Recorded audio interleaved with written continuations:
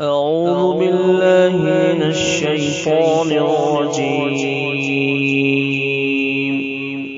بسم الله الرحمن الرحيم.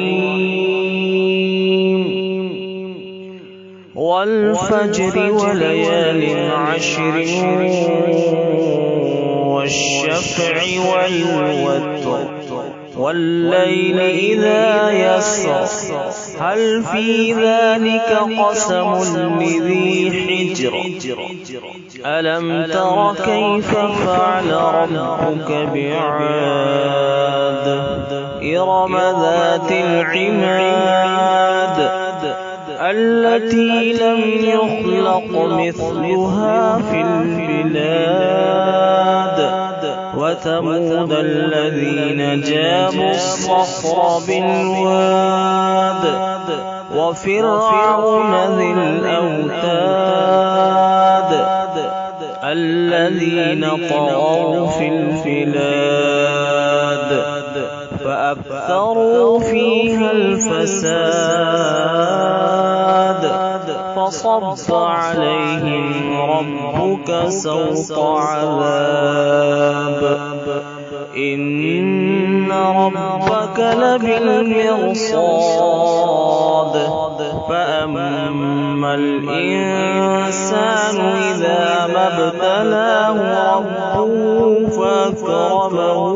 ونعمه فيقول ربي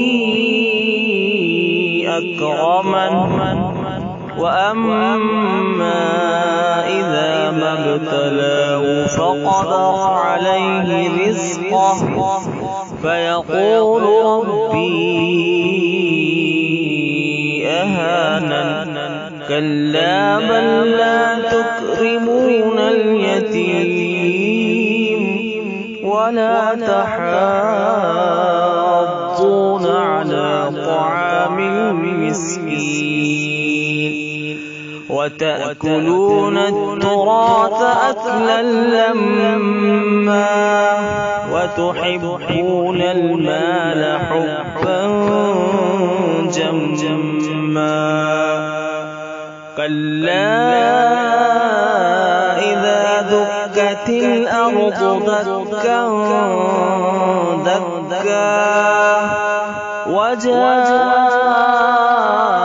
ربك والملك صفا صفا وجيء يومئذ بجهنم يومئذ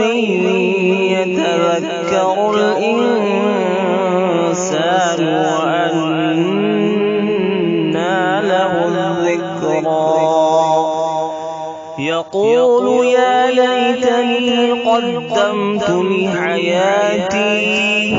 فيومئذ لا يعذب عذابه أحد ولا يوثق وثاقه أحد يا أيتها النفس المطمئنة ارجعي